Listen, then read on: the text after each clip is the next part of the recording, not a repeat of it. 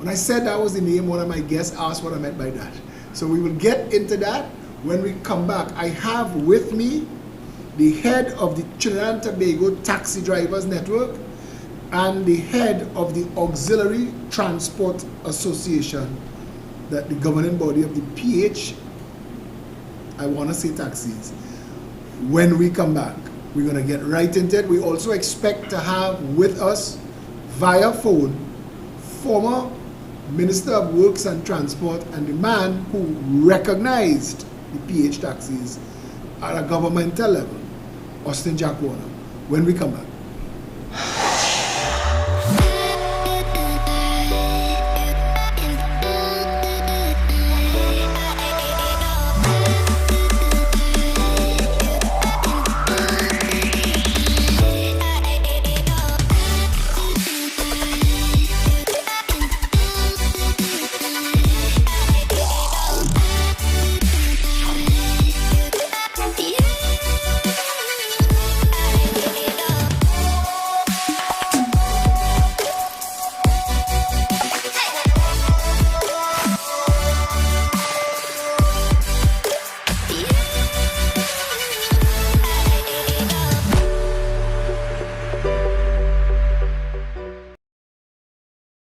Okay, so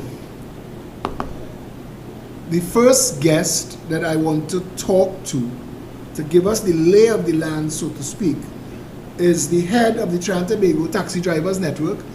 That organization is the organization that links all taxi driver associations in Trinidad and Tobago. He is Mr. Adrian Acosta. Good evening, Mr. Acosta. Good evening, sir. Thank you for being here. It's a pleasure. So, the issue in the public space about the PH taxis became an issue again when the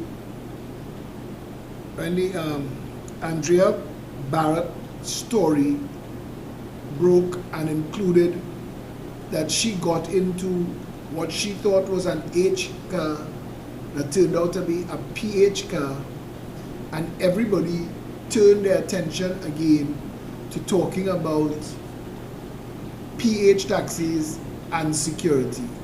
Now, we're going to get into that, but having the conversation with multiples of people, it seems there are impediments to the industry to tolerate the PH system, even though it seems to be filling a very necessary need. What is your take on that? At the end of the day, we tend to gravitate to anything that we benefit from, right? And there's a portion of the traveling public that does benefit from PH cars, and we are not here to fight down anybody at all concerning transporting the public, right? But we do have an issue with individuals using a private vehicle for hire, right? We have said in the past, and we have been saying at this present time, that anybody that wants to work taxi, there's a process for them to follow and to go through in order to be a taxi driver. What's that process? First of all, obtaining your certificate of good character, COC, getting a medical, doing a driving test, doing a regulations again over, and you have to be 21 years of age, and you have to be driving for at least a year, right? Right. So those sound like reasonable. Those are reasonable requests. Yes, it is. How to obtain a taxi driver's badge. But the problem you have is with people using their private cars as taxi. Yes, sir. We have the network have no problem with any individual working taxi. Right. What is in the manner that which they are doing it, right? All these measures that I just called out, they were put in place to safeguard the public. Because with a PH car, anybody can get a license today and start to work PH today, right? You have no experience driving at all, right? But with a taxi badge, you have to have at least a year experience to obtain one of them. But in Trinidad, where you could get an H number plate made in 15 minutes, if you want to do wrongdoing, you could masquerade as an authentic taxi, as was done in the Andrea Barrett's case. Yes. So when you say that these things safeguard the public, if it is so easily thwarted, how effective a system is that? Well, I believe that when the laws were put in place pertaining to the taxi industry, at that point in time, there were not so much of crime that being perpetrated by people who are posing as PH drivers against the public. So, like everything else, it needs to be tweaked at this point in time. I heard the Minister of Transport said that they are going to take that number plate system under the Ministry of Works and Transport, and they are going to implement some RFID number plate. I'm not sure what that is. I think that would be deterrent to guys going to any number plate. But you know they're talking at 10 years now. Just like every other thing else. So they're talking at 10 years now, so can't really rely on that. Well, I heard them put a timeline to it, before the year is up. Yeah. In 2017, they put out for public consultation a conversation about regularizing the public transport and included bringing private hire cars under the ambit and umbrella. Let me bring Gerard Wills into the conversation. He is the head of the Auxiliary Transport Association. Auxiliary Transport. Yes, auxiliary. Fancy way for saying pulling bull. Yes. Pulling bull is a way. Okay, so the demand, right? Yeah. Let's look at the demand, because when I was very young and I heard the term for the first couple of times, people would go out on a hustle to try and make some extra money for whatever reason, driving their car as a taxi. Correct. If there was no need or no demand for it, they wouldn't be successful. Exactly. It wouldn't be in existence now. And it wouldn't have continued. Correct. So it's been going on for a couple of decades. Yes. Well. Yes. And I believe it is under, I'm subject to correction, but I believe it was under the People's Partnership government that the then Minister of Works and Transport, the first Minister of Works and Transport under that government, Jack Warner, he recognized PH taxis. Correct. He recognized the need, and he recognized that. So did he decriminalize it? Well, or did he stop the police from taking action? Well, from the meetings we had, I think that all the parties involved, the Transport Commissioner, different parties, Mr. Warner himself, the former minister, we came up with a plan, in order to see the need for PH, how to regularize it, right? And also to think outside the box. Because, no offense to my friend across the room here, but H taxis are becoming prehistoric. We have to start to think outside the box, not this kind of 1956 way. So we live in a world now where people want everything on demand, including their transportation. Correct. We watch our news on demand, we watch we get all our stuff, we get on demand, right? So transportation on demand. People seem to think that H taxis are they're confined to routes and they work 8 to 4 and that. Is that true? That's not true. A taxi driver in Trinidad and Tobago at this point in time could go anywhere in Trinidad and Tobago.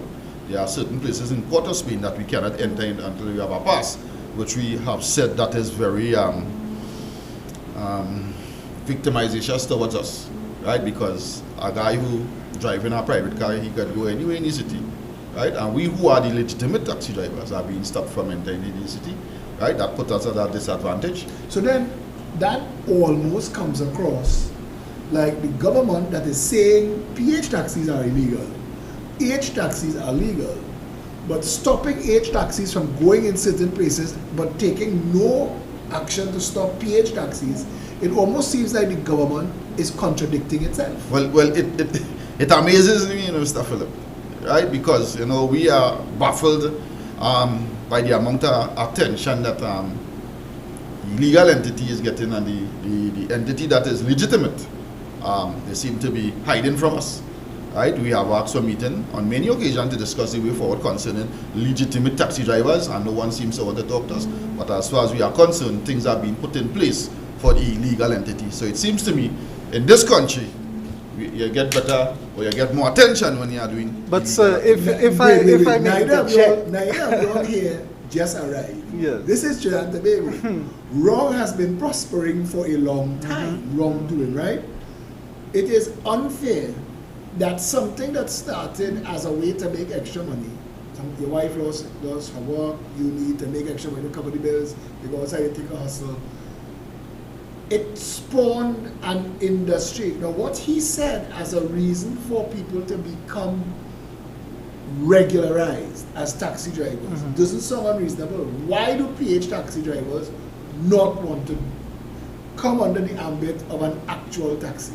Well, as I said, it have some people who have the private cars who just on a hustle, they do it part-time. When they finish work on an evening, they come out and work to make some extra money. There are some drivers and all who have minor misdemeanors, like vending and stuff like that, who may not be able to acquire a certificate of good character. Then you may have, and those are some of the... the third time somebody mentioned that on the show. Yeah. And right now the certificate of character system is down. So nobody in the country No, can get I a want to certificate. address that. So if all 50,000 PH taxi drivers that you say exist Yes. wanted to go and become legitimate taxi drivers, they couldn't. Now, what is this certificate of good character? You can get a certificate of good character today and you're driving a H car and you could do wrong. Is that what a I certificate of good character says is it judges you by your past, right, as a predictor of your future. Okay? Yeah. But that's not an unreasonable thing to do. Correct. When you're dealing with managing a lot of people. It's not an unreasonable thing to do. Especially when you're dealing with the safety of the traveling public. I agree. So it's not to knock that.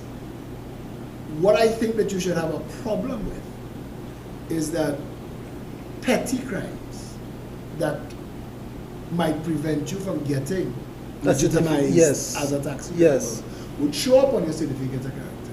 So to you or to that person was the point. And I've said one of the biggest obstacles to having a conversation about legitimizing PH cars is expunging people's records of misdemeanors, especially now that they're talking about decriminalizing marijuana, and the majority of people end up with a obscene language resisting arrest because it starts off with a marijuana charge. Correct. So they come to arrest you or charge you for marijuana, you resist, you cuss, and you resist 3 charges. Boom, boom, boom. And the 3 of them go hand in hand. And you end up with all of that on your permanent record. The government has been operating like molasses trying to run uphill. I have never seen something so slow on an issue so important. The safety of the traveling public. We know right now, if you were to, do you speak on behalf of the drivers? Yes, I do. So you know their mood. Are they open to being regularized? Yes, they are. They are. This is something that was put, as I said, from Mr. Jack Warner time, as the Minister of Transport at that point in time. They were open for it. You see, the thing about it, what I don't understand is that these system, the the maxi taxi, even the white buses, something should be put in place that all the entities could be incorporated together. This is the only... Something like a transport commissioner. Exactly. This is the only way. We have to think outside the box. There's no sense. We're in a technological age right now. Think outside the incompetence. Trinidad is a very corrupt and incompetent country. And it baffles me to see that you have a system that working outside the system that is working literally flawless, that could work in tangent with all the other transportation services in Trinidad and Tobago, and yet still the government in charge right now is not taking this into concern, in a sense where they're only talking, right? That should be music to your ears. Do you drive PH? Pardon me, yes? What is stopping you from getting a taxi? Nothing. Right. And I hear that question again. I want to say there is a demand for taxis that the PH drivers have been filling. We accept that. The minister said 726,000 people use roughly 50%, he called it 50% of the population. He said the current statistics 726,000 people use public transportation. And he said public transportation is PTSC, maxi taxis, taxis. But I want to tell the minister, the population of Trinidad is not 1.4 million people. The actual population of Trinidad and Tobago is at least 1.7 million people. In 2014, when Gary Griffin was the Commissioner of Police, he identified 110,000 illegal immigrants. None were put out of the country. He identified and was in the process of regularizing. How much did that increase over the years? Let us say it increased by 0 between 2014 and 2021. 7 years later, let's say that is still 110,000. There is a conservative estimate that there are 200,000 Venezuelans in Trinidad. Correct. It could be as high as 500,000. You agree or disagree? I don't think the figure is that high. How high do you think it is? I would say about 60. But they gave cards for 75,000. So how you could say 60? I heard them say they give cards to 16,000 Venezuelans. See? And that is the problem with Trinidad and Tobago. A lot of this information. So I like to take note of what people say. So when the public is talking about the impact of traveling on the public, you can't say 50% of the population using public transportation and not taking into account all of these people who are moving about the country too. They are moving about the country too. So less than 50% of the people have access to public transportation. He's talking about bringing in 300 more buses. They are looking to give the contractor bringing 300 more buses. The problem with the PTSC is the unreliability. It is impossible to wait 3 and 4 hours for a bus. Yes or no? For one bus. Unreliable. Yeah. The PTSC has forever been unreliable. We cannot run a bus service in this country to save our lives. But we don't have a bus service in this country. Right. We have a bus company. We have a bus company with Good. dilapidated buses and one or two new ones. No problem at all. And for whatever reason that might be, the reality is the minister is once again, and the reason I am putting all of it at his feet is he is the current minister. But the minister is not on top of his game. He is there 6 years now. 6 years now, he is the minister. Okay? And he has 2 choices. Fix it or quit. We need government ministers, and I don't care who's in office. The job needs to be done. Do you agree? Yes, sir. It is overdue to be regularized and fixed so that the public has faith in public transportation. All of the issues that you have are not unreasonable issues, and you have nobody to talk to. And I keep asking because I say to them, if these, and I was talking about the PH taxis, but if taxis in general stopped working, you're not listed as essential workers, they're not paying you on salary. If taxi drivers decided to stop work for a day, country done for a day. Yeah.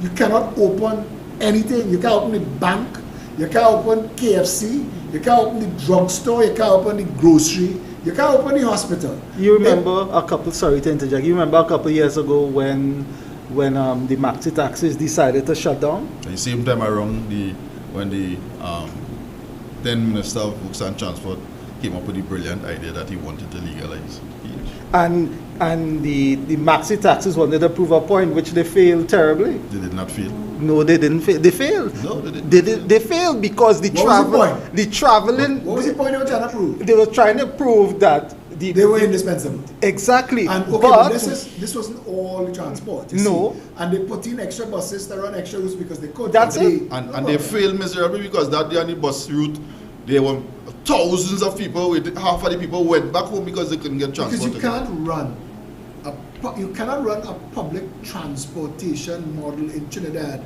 with our version of a public service mindset. But you can't. People expect service on time. Because your boss, wherever you work in, if you come into work via bus, your boss expecting you there at 8 o'clock. Yes. If you walk in at 9:15 and say the bus reach late, you can lose your job. That's it. So we have to bear in mind that what we're talking about here, when we're talking public transportation, I remember talking to a senior police officer when the lockdown started, and they said nothing could move, but PH taxis could move. because the workers for the hospitals that were essential, that was changing shifts, needed to be able to come and go. But Philip, how do you recognize a PH? And that's the point. Right. And that's the point. And we ended up with the stupidity of a law that says husband and wife in a car have to wear masks because they don't know if the husband pulling boat. In a situation where the government says PH taxis are illegal. So I ask, if you pull a man over with his wife and child in the car and you don't know if he pulling boat, instead of charging him for that, charge him for not wearing a mask. Yeah. That's ludicrous. You see how ridiculous it becomes? It becomes ridiculous now because you're saying everybody in the car must have on a mask because you don't know if he breaking the law. But you don't take the action against him for breaking that law. You know why? Because you will end up with the whole courthouse clogged with people with a marriage certificate saying, I tried to explain to the officer. The judges will throw out the whole law and they will end up back to here. Correct. So they create a mask law, and I don't want to get sidetracked, but I'm saying they created a mask law that itself legitimized PH taxis. But Philip, PH has gone into a new dimension.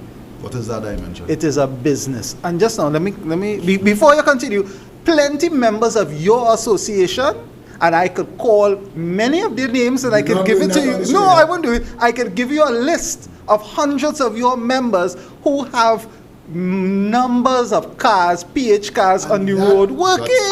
And tell me, I want you to tell me no. I want you to tell me no. There are people that I know high up in the food chain that own many maxi taxis and many. That's it. Many private hire cars. And he and I were talking off here before you got here, and I said, how you know I don't own some? I don't, but I'm just saying, there's no way to know. And they've allowed the system to become what it is. It's a monster now. And it is good news to the people of Trinidad and Tobago that the auxiliary drivers, the PH drivers, you say, are willing to be legitimized. So correct. Don't have to run them Very down. much. How do you, before I go there, yes, right? But how do you legitimize something that's done legitimized already? The PH taxi is legitimate. There are legitimate way to become Right. legitimate. Yeah, no, I agree with you. But I'm saying to you, if you own a taxi and Port of Spain is a lucrative route and nobody's stopping the PH taxis from running taxis, you can't go in the route, but they could. Wouldn't you just go with a private car? Exactly, and that is what I've said. And so they're encouraging law breaking. Yes, they are. Right? Bona fide taxi drivers abandoning their H to go and drive a P because they get to work where they want to work. I have come across one or two taxi drivers who have done that. Because if you are working, if you are coming out and doing something illegal and nobody is telling you nothing about it, why would you want to go and do the right thing? Right? If you can, if I am a taxi driver, and let me say I make $400 when the day come as my salary, and you come out to that PH and making $400, and nobody's telling you anything, do you think and that you don't have the same requirements that you have to follow? Because this is an issue. Right? These are the issues. To the traveling public, these are the issues, right? When you step into are there rules that govern roadworthiness and insurance? Yes, we have to go to the license office and inspect our car on a yearly basis. Yearly basis. We have to have higher insurance. And so you get a certificate for that. No, you get your inspection sticker. And police will check you if you don't have yes, they come on the stand and they check us and all that. Now PH taxis don't have to go through that. No, we do. You agree on that, right? Yeah, I agree on that, yes. Okay, now this is where the traveling public should have a problem. And this is why we have a conversation. Correct. Because when I say legitimize, I know he's hearing something different. My concern is the roadworthiness and the insurance of the vehicle. Yes, I am concerned about the driver of the car very much in this very criminal country, but as you said earlier, and he can't dispute the point, there could be criminals driving H taxis too. Correct. Yeah, but they have gone through the process of obtaining a taxi badge. They were not disqualified for anything, and they fit all the criteria as far as they went to get their taxi badge. The private car drivers did not go and do anything to be a PH So driver. are you saying like that is a blatant disrespect as far as I'm concerned, and that is the government turning a blind eye to the wrong thing. But Philip, just now, let us talk about disrespect by H drivers. And I will give you, just now, I will give you an example. I will give you an example. You want to bring the former minister. Do we take a break to bring the former minister in? Do you have him on now with you? We're going to take a break, and when we come back, we're going to have former Minister of Works and Transport, Jack Warner, to add some more light to this conversation.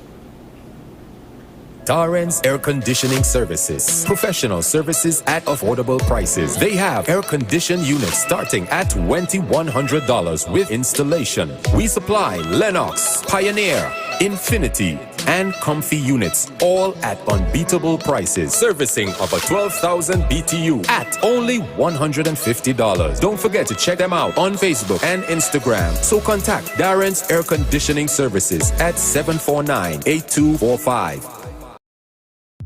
Unique Woodworking Trinidad Limited and Unique Lumber Guyana Incorporated are premium manufacturers and exporters for high-quality wood and steel doors, bifolding sliding and pocket door systems, operable louver shutters, hardwood floors, staircases, and decks. We specialize in bank counters, office furniture, cabinetry with granite countertops, and over 500 architectural molding designs. We provide complete outfitting for hotels, resorts, hospitals, banks, tertiary institutions, condominiums, and residential projects. We also supply kiln-dried greenheart, mahogany, cedar, and teak lumber locally and regionally. Our logs are cut and shipped by Unique Lumber Guyana and properly dried in our computerized kiln at our factories facilities in Trinidad. For over 32 years, our products have been standing strong, and we are committed to providing after-sales support. Visit our showroom or check out our website at www.uniquedoors-tt.com. It's the quality that makes us unique.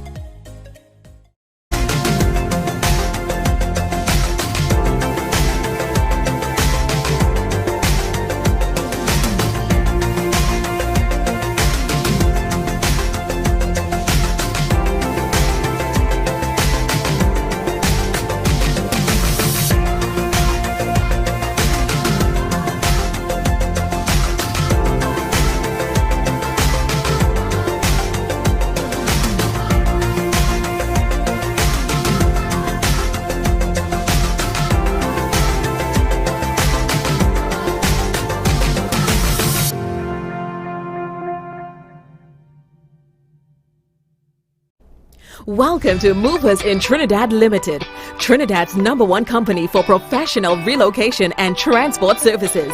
We operate 24/7, anywhere nationwide.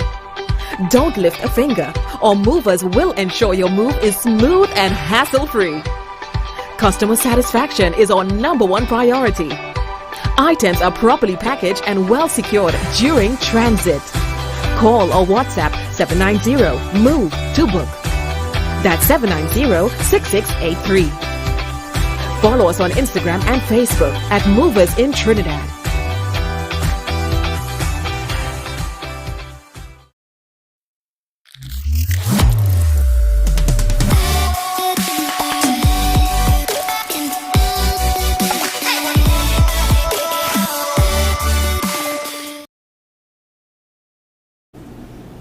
Things are calm in the studio again. And we have joining us via phone former Works and Transport Minister Austin Jack Warner. Good evening, Mr. Warner. Good evening, Philip. Right, so Gerard Wims is here with me, Auxiliary Transport Association, the PH drivers, and also Adrian Acosta, the head of the Taxi Drivers Network. We are talking about the thorny issue that is still an issue in this country. We've not yet found a way to legitimize or bring under the ambit of public transportation the vast 50,000 strong network of PH taxi drivers, even though you recognize them as far back as when, 2010? 2010. What is your take on this? What should be done? What should have been done? Where were you trying to go? Philip, you know, if this wasn't so serious,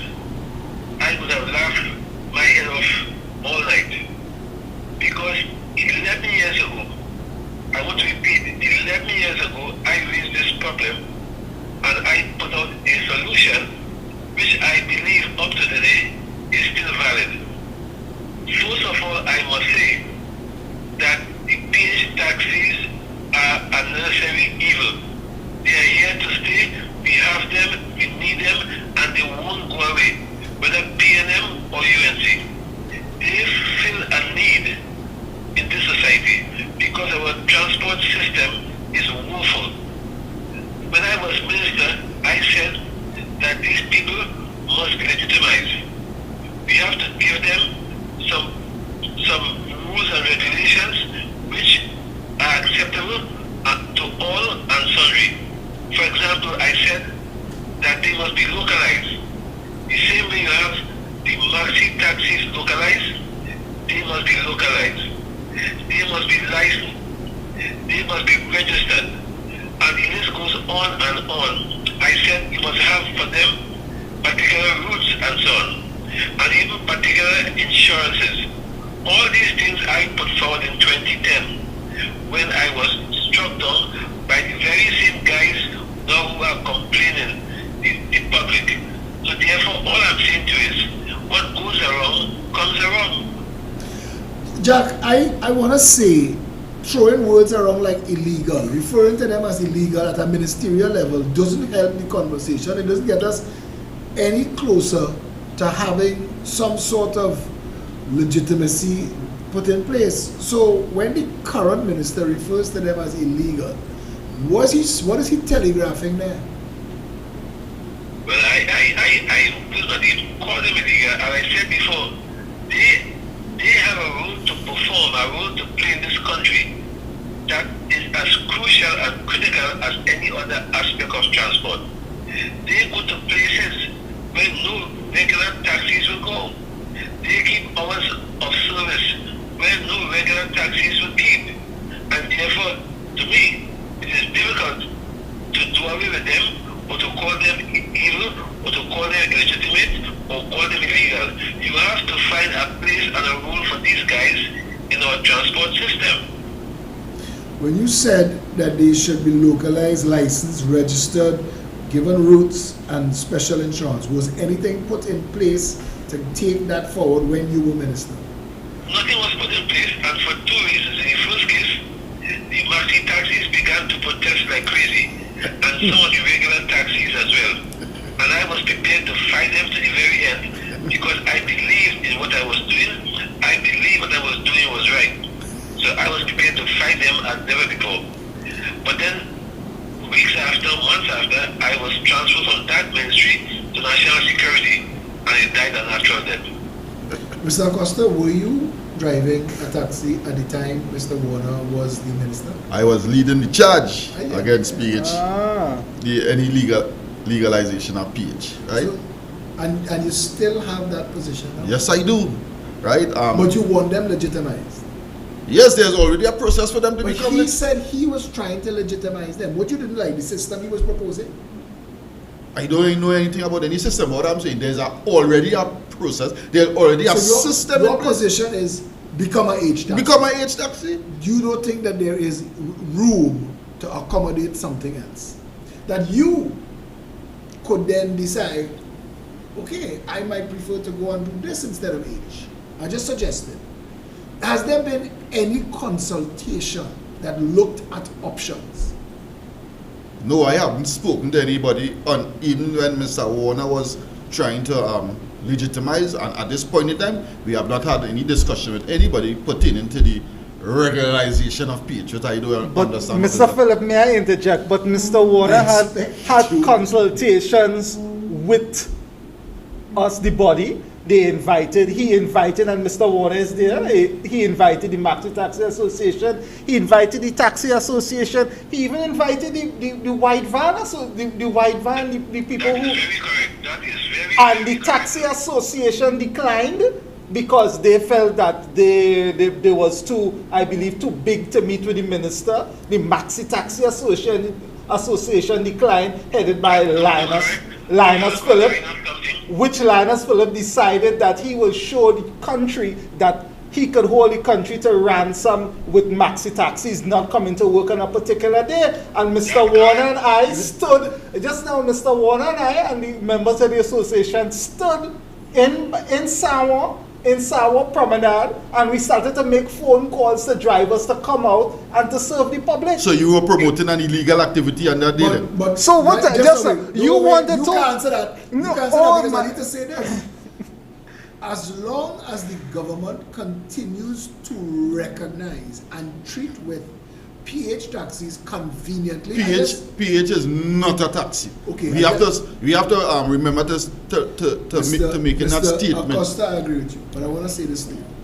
As long as the government treats with PH Drivers. the PH system conveniently, as we discussed earlier with their mask law, and that's just one example. They've not, at no point did this current Minister of Transport call for an enforcement of any law against them, because he is very well aware that if the PH taxis stop driving tomorrow, a lot of the businesses that rely on workers coming to work will not be able to open the doors. Jack, is that so? Totally correct. And Philip, if I may continue.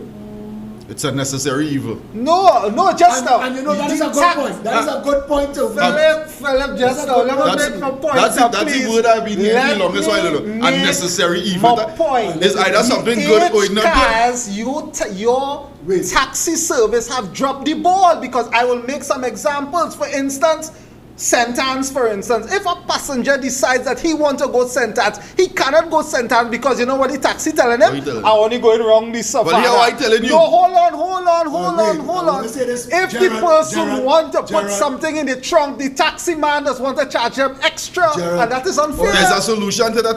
Do away with the taxi service. that's Do not- away with the H cars. If you don't respect, Oh, sorry. You have to respect the chair. No, Sorry. I respect you, but we will have the conversation. Yes. Because you're not raising legitimate issues. But what I hear Jack trying to say is that the only way those issues are going to be resolved and we're going to get whatever we need to get out of this is to get everybody around the same table. Exactly, and that is what he was trying to do since 2010. Do you know that I heard Mr. Warner say you have to have special insurance, right? And that is one of the things he say.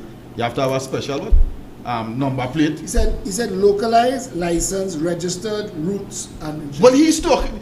All those things he are talking about there is going and getting a taxi badge. You have to have a special insurance to apply your car as a You H car. see, when he said localized, He was going to integrate the system. I know when they say localized, they're talking about the same way they localize the maxi taxis, but not so much a route, because they still would allow the PH taxis to run off route and go wherever they want. Yes, that's true. That's the compromise. And again, situations like, I want to draw the reference of La Puerta and Diego Martin. When people drive and get a taxi to drop them on Diego Martin Main Road, the taxi not going up La Puerta. But that is a long walk for a lot of people. And this is where the PH taxis make themselves necessary. Do you know we have made recommendations towards getting the PH drivers to come on board as H, and that solve all the problems? Simple recommendations we have made. But then how would they work and do the things and fill the needs that they do? Because to the traveling public, the reason the PH taxis exist is not because of the drivers, you know. The reason the PH taxis exist is because there is a demand, and in business we learn, once there is a demand, something will arrive to fill it. Mm-hmm. Does it make it right? There's a demand for cocaine, there's a demand for illicit drugs. Does that make it right? That's not the point. What is the point? The point is this: legitimate business require people to get to and from their home. Mm-hmm. Yes?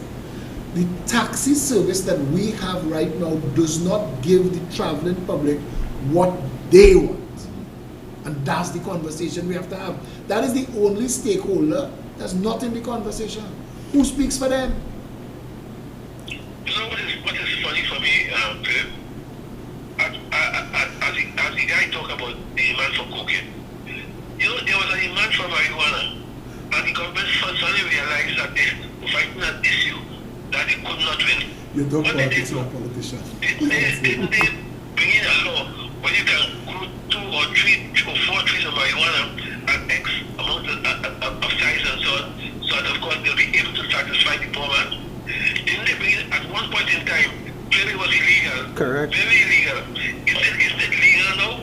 What you have to do is sit down and talk to people and come to a common understanding. But you can't sit on a high horse and say, become a taxi driver, become so-and-so. The fact is that all sides have a point, and you have to sit down and put your heads together and come up with a common solution. We have already come up with a solution. Mr. Costa, I want to ask you a question.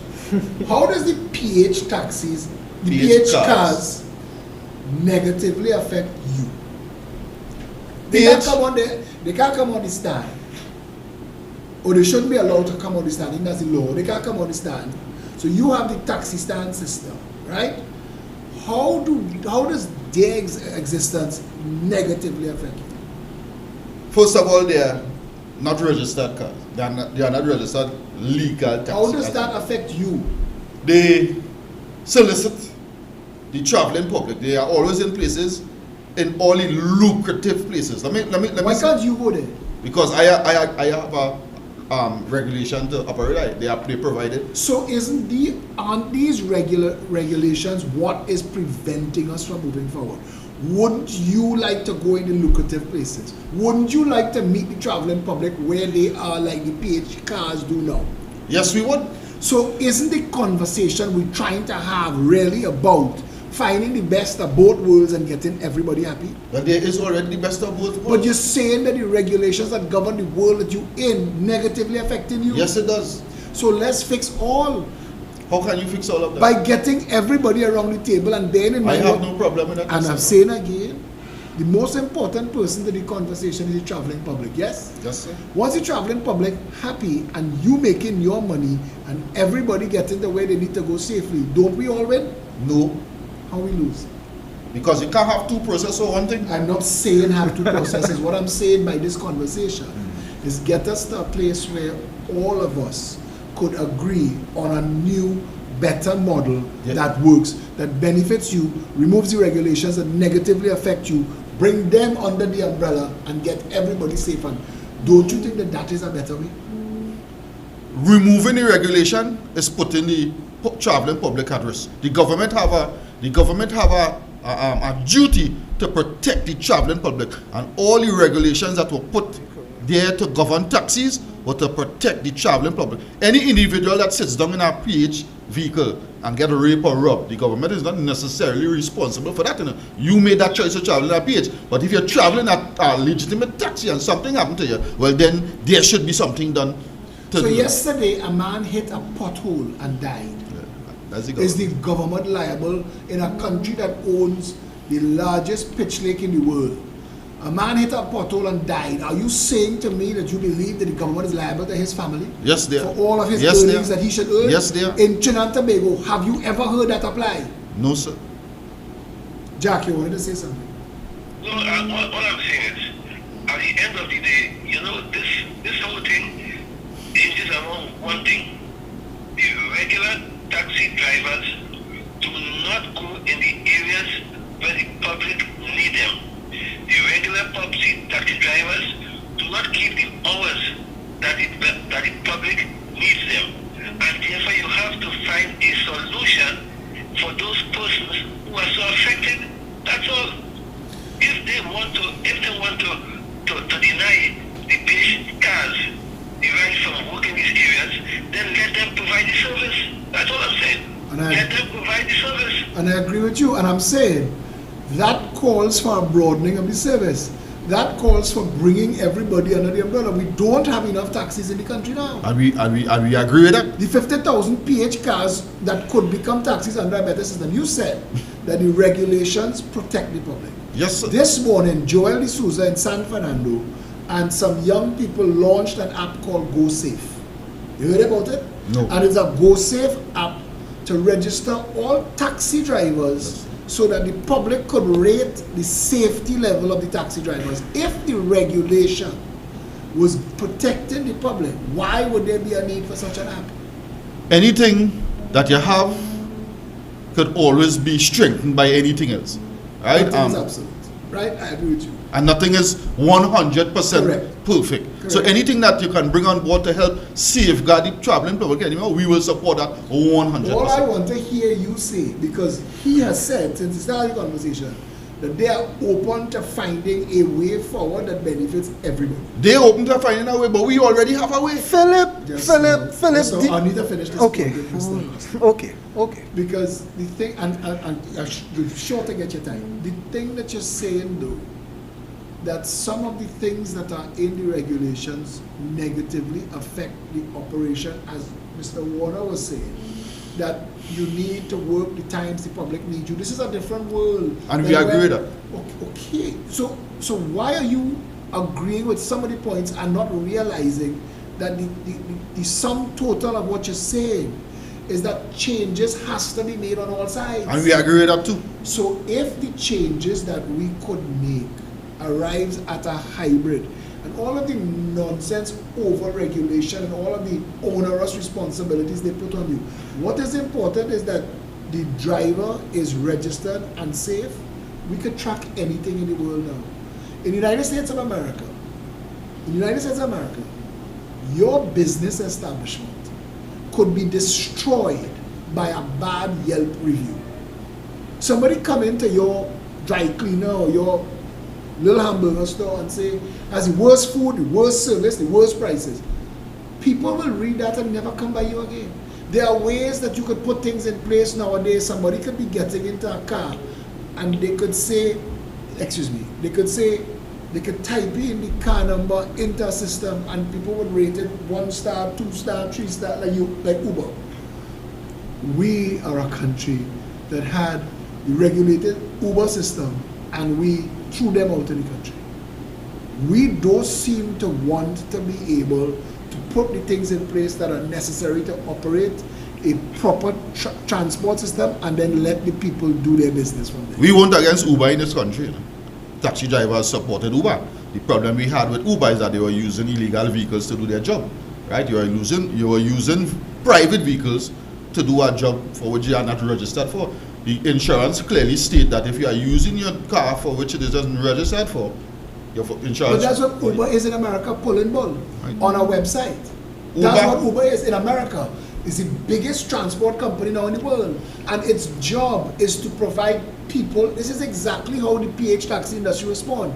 People who needed a drop and people who needed the extra money, and put the two of them together and it will work. The difference in Trinidad is Uber is expensive, and we were talking this offline. That's not our culture. The people who had the biggest concern, Uber, the service that Uber provides is not Trinidad and Tobago culture. there would have been a demand for Uber. There is a market for it. There right? would be a market. Right. There would But be a they market. don't- But the price point is different to yours. So Yes. let's not talk culture. Let's talk price point, because I want to tell you something. A lot of people started to talk about selling their car and not buying a new car because Uber was here. And the only people who had to fear Uber was the car importers, because they weren't going to be selling as much cars as they want to, because people would have had a better alternative.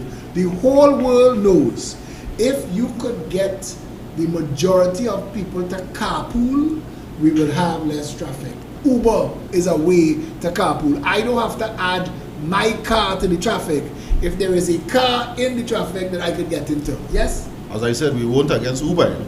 We were against the vehicles that they were using to do that. PH in Trinidad is low-end Uber. They're not getting called, but they're there when people need it. We have to find a way to have a conversation. And you wanted to make a point. Philip. I have not said it, but don't be antagonistic. Philip, first thing, the model, the transportation model that we have now, which is the H cars, the maxi taxis, it is outdated. We living in 2021, a technological age, and we still operating But like 728,000 people used it last month, so I don't think that that's a correct statement. no, Philip, it is a correct statement because Rohan we Serrano still. Rohan Serrano said Rohan Serrano must he never travel in a taxi in his That doesn't life. matter. He does not know. What said- research has he done? What has research? This is what he said. He said 726, not 28, 726,000 people use public transport, maxi taxi, and buses last month. So there is a large demand for it still. The fact that it is evolving, like the whole world is evolving, I agree with you. And again, that's all I was trying to get Mr. Acosta to No, agree but with. Mr. De Costa's association is not evolving because they are staying Who is still help- in the dinosaur who is age. helping them? We have already You moved saw on already. what he has come Move forward what? With an illegal activity? Mr. De Costa, How can you move forward breaking how law? many of your taxi drivers No. do illegal service to the traveling Gerald, public in I Trinidad don't and know. Tobago? I don't You know. don't know, No. but you are the head Alright, of your but- association. Yes, I am. You Let's should not- know. I know. We don't know. I know about my PH drivers. We I don't- know what So is if going we're on gonna because lose I am on the control ground. of the show, I am on we'll the have ground. to take a break. Okay. No, because I want to say this. I just want to say this. None of the points that you're raising are wrong. Neither are the points that Mr. Acosta is raising. And that's the thing when you have a disagreement. And having a progressive conversation Yes. with a minister of transport like Jack Warner, because if he was minister for 5 years, We would I have- think he would have found a way to get all of you Correct, happy. correct. Jack, tell me something. Where should it have gone? Hello? You hearing me? Yeah, what? Where should the conversation, after you recognize the PH taxi system, was there an opportunity to bring the traditional age taxis to the table and get everybody on the They same? refuse to come, Philip. They refuse to come. They began to protest in ways unimaginable. They even go on strike and so on. They did not believe that there could be much to be gained from dialogue. And that is my position. There's much to be gained from dialogue, from an exchange of ideas, once we all recognize there's a common problem. And the problem concerns the traveling public. That's the issue. That's the issue. That's the issue. And that remains the issue. Mr. Acosta, I want to ask you a question. Was there any politics at play that prevented the Taxi Association from coming to the table? I support no politician. Good. And I'm happy that that is off the table. So then let's say this now. That was a different time 11 years ago. Let's talk now. If there was an opportunity to get all the stakeholders around the table and to get to a place that made it possible for all sides to be regulated, registered, licensed, roadworthy, insured, operated in harmony to the benefit of the traveling public, would that be something you would sign on to? I would sign on to that because we already have the answers for all those things already. I would be there. I want to make it clear, I would never invite you to any meeting under Mr. Jack Warner dementia. I want to make it clear. I don't know if he invited somebody else, but it was never me, right? But I want to make it clear that we would attend any meeting pertaining to the transportation of the traveling public. We already have all the answers for them already. You see, that is it. All right, wait. You must allow people to say what they want to say. Okay. My father teach me a long time ago. I tell my father, said that man selling the car, he asking 50,000. My father said they can ask what they want. There is a reality that will also meet them in the marketplace, and that's where we have to go. But hearing Mr. Acosta say that he will show up for that conversation is good news. And I hope the Minister of Transportation, who I know is watching the show right now, issues invitations to both of you. And if he wants, I have no problem mediating. I'll come and assist. Because it seems that the Minister of Transportation does not know how to get all of you all around the table. But the public wants that. And we're serving a petition on the government demanding that to safeguard, as Mr. Acosta said, and protect all the people, and that includes the owners of private vehicles that are operating as taxis and H cars. But we have to take a break to pay some bills and give the room a chance to cool down again. I guess we could say our goodbyes to Mr. Warner before we take that break. Thank you very much. Jack, thank you very much for being here. But do you have any closing comments you'd like to make before you go? All I want to make one point, Philip, is that there is a perception suddenly that PH drivers are bad, they are murderers, they are rapists, they are this, they are that. I want to tell you that you have murderers and rapists in every organization, every institution, and I have no intention of labeling the PH drivers as such. That's all. Thanks a lot for being here with us, for bringing light to the conversation and for sharing your information. Okay, man, take care. Take care. We're going to take that break now. When we come back. Darren's Air Conditioning Services. Professional services at affordable prices. They have air-conditioned units starting at $2,100 with installation. We supply Lennox, Pioneer, Infinity, and Comfy units, all at unbeatable prices. Servicing of a 12,000 BTU at only $150. Don't forget to check them out on Facebook and Instagram. So contact Darren's Air Conditioning Services at 749-8245.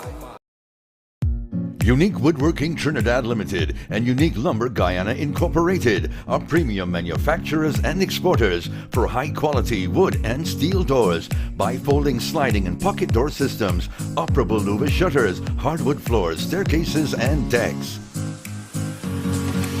We specialize in bank counters, office furniture, cabinetry with granite countertops, and over 500 architectural molding designs. We provide complete outfitting for hotels, resorts, hospitals, banks, tertiary institutions, condominiums, and residential projects. We also supply kiln-dried greenheart, mahogany, cedar, and teak lumber locally and regionally. Our logs are cut and shipped by Unique Lumber Guyana and properly dried in our computerized kiln at our factory's facilities in Trinidad. For over 32 years, our products have been standing strong, and we are committed to providing after-sales support. Visit our showroom or check out our website at www.uniquedoors-tt.com. It's the quality that makes us unique.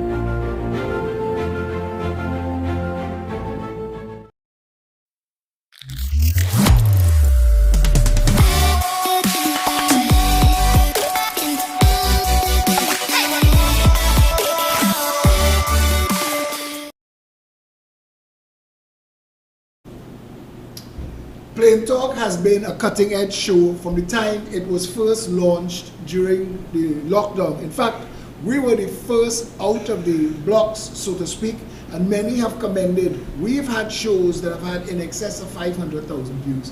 I see other small news sources on social media claiming that they had this conversation after the Andrea Barrett story broke. Were either of you invited to sit on a panel discussion like this at any point in the recent past? No. To discuss what we've been discussing here tonight? No. No. Other people talking about bumping their gums. They're not talking about talking to you, and I had to tell them that today. Until you bring the people who are in the trenches actually dealing with the issue and have them put real fact into the conversation, anything else is speculation and rumor. And we've had enough of that. We've been operating on misinformation for a long time. You have a position, you have a position, and both of your positions are fair. The stakeholders, the traveling public, they have a position too. And their position should guide profitably what you all do. And that is how a free market operates. And in a real world, Trinidad and Tobago would find itself there. I read the laws that we operate under sometimes, and I laugh. I feel like we're living under King George in the 18th century in England. We do not have rules and regulations in this country that puts the public first. We don't. You all are talking tonight, and after we shared all the little apprehensions and preconceived notions, we're realizing that there is more common ground than not. Because at the end of the day, your association members don't want to be referred to as illegitimate and illegal and law-breaking. Yes? Correct. You all want to be able, okay, so what started off as a hustle became an industry. My Syrian family, half of me Syrian. And you wouldn't believe that my Syrian family, some of whom that go on the TV and lament and rip their clothes and pull their hair about the vendors taking away their business, 50 years ago, that was their father. That was their father, brother. Walking around town selling cloth, hanging up the shingle outside Woolworths and all the other big stores then. And that's how change happens. We need to realize that all of the people deserve a chance, and we have to evolve as a species. And in Trinidad and Tobago, we need to evolve to a place where we see ourselves through each other's eyes and we see ourselves in each other's shoes. You never know. Life takes strange turns. COVID-19 has shut down so many industries, shut down so many businesses in this country. I almost did a video in Long Circular Mall today.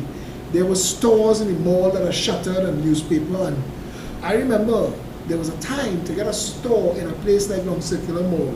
You had to put yourself on a list, and they will call you, you're trying to bribe the people to say, I want a space. Now, multiples of stores, West Mall, Long Circular Mall, Trinity Mall, Gulf City Mall, closed. And there's nobody trying to come and rent the stores from them. There is a point at which the mall will become unprofitable and will shut down. This is the truth of our country now. And people have to understand that all of those antiquated ways that had us at each other's throats, they're not working anymore. We need to get together, find the best way forward that makes it possible for us to survive as a nation. And I firmly believe, and I'm proud of both of you, and I'm happy to have had you all here tonight. I thought it would have been a little more antagonistic, but I think that we arrived quickly at common ground. We arrived at, you understand the positives and the negatives that govern your industry clearly, and so do you. So, to me, the person best suited for the job now is the Minister of Transport. He should swoop in and get you all together and your members and make it possible for you all to arrive at what is the best transportation model going forward. Mr. Costa, I'll put that to you first. Do you agree? Yes, I agree that the government should step in and come up with some more progressive ideas in order to transport the public. There is public transportation in it, right? Beside the PH, there is public transportation. If it is, and I have said that on many occasions, the government should come together, bring all the relevant transportation bodies into a meeting and see how best they can come up with a better way to transport the public at night. There is PTSC, there is maxis, and there is taxis, right? Bring us on board, let us sit down and discuss the way forward. If the PTSC bus have to move out from the bus terminus, whatever they call it, in the night and come into the more lighted area where the people can see and board the buses there and go to their different destinations, I think the people will use the bus, right? But nobody wants to go down in that place that hour, right? Taxis are, the city have took out all the taxis from in the lighted area and put them out by the PTSC buses. And now the PH is in the area here, in the lighted area now. Who you really feel that the public is going to travel with at night? Do you think the public is going to leave the light? So they make these decisions unilaterally? Yes, sir. And that is a problem. That so they don't consult you, but they affect your livelihood? Very rarely. When was the last time? So that suggestion you have to get everybody around the table, has it ever happened in your lifetime? Right now we are protesting. Right now we have protested in the past few weeks because we were promised a meeting for the past 8 months and no one seems to want to talk to us because they have the agenda. Right? What we have to say, it seems that it is not important. We work in this industry on a daily basis. We should be the main stakeholder that is sharing our ideas or giving recommendations to how we can better this industry. But again, Mr. Costa, I live in a country where a bus shed was built in the country for $210,000. A bigger, better one was built in Tobago for $55,000. And when the conversation happened around this table with a talk show host, I decided I will go and check. and I could import ready to be assembled bus sheds to those specifications from Amazon.com for less than $5,000. TT or US? TT. And that is sad. That what you just said, that you've been reduced to protesting to get the governing bodies to pay attention to you. Yet if your body, your organization down tools tomorrow, the minister have no staff in his office. Nobody can get to work. That's the truth. And that's the reality. And it shouldn't come to that. It shouldn't come to you all saying, all right, 1 week, nothing moves. They'll run to you. They'll throw open boardrooms in big buildings and come and serve you iced tea and sap the back of your head if the room hot. Because they're going to want it done quickly so their workers can come to work. Because at the end of the day, you said everybody have their agenda. The biggest agenda is the wheels of the industry must turn. The economy must turn. You turn the wheels of the economy. You provide the workforce that keeps the lights on. You provide them to the job and you take them back home to their family. You as well. We need to get away for that to be done. And they need to respect you all. Again, COVID-19 has taught us, the sanitation worker, the taxi driver, the nurse, the technician, those are the people we most need to respect, the farmer, the teacher. We need to get ourselves back to a place where those people are the ones that get to drive the fancy vehicle and live in a nice house. Now, I would like to say something. Lovingly. Lovingly. Nice. My good friend on the other side said that they should be the most important person there on the table, on the bargaining table with the minister and stuff like that. Right? When you all raise fares, do you all consult the traveling public? Don't answer that. Just let me finish. When the Sandy Grande... Pretend this is Parliament. Okay. Ask the question to the chair. When the Sandy Grande Taxi Association raised the fares from $16 to $20, did they consult the traveling public and say, well, listen, we're going to do this, what do you all think? You think we should raise it to $4? You think we should raise it to $3? You think we should raise it? Do you all think you all can afford that? Is cheaper than taxis? Pardon me? No, we work with the taxi fare, but we have... Go ahead. If they raise a price, you raise too? Sometimes, yes. All the time. So, Not all, just so. wait. Go ahead. Go ahead. Who addresses the concerns of both of your members where roadworthiness is concerned and damage to your vehicles? Because that's a big issue. That is true. That is very true. I like it. I'm glad you bring that up. But okay. Yeah. So there is a serious cost, and there is the roll-on cost of inflation in Trinidad and Tobago. Every time there's a budget and something goes up, it sends everything. It sends shockwaves through the system. Correct. And it affects the prices that you only find out that you have to go and buy a ball joint or a shock absorber, and you find out that what was $500 last year is $800 or $900 this year, and you have to find that money.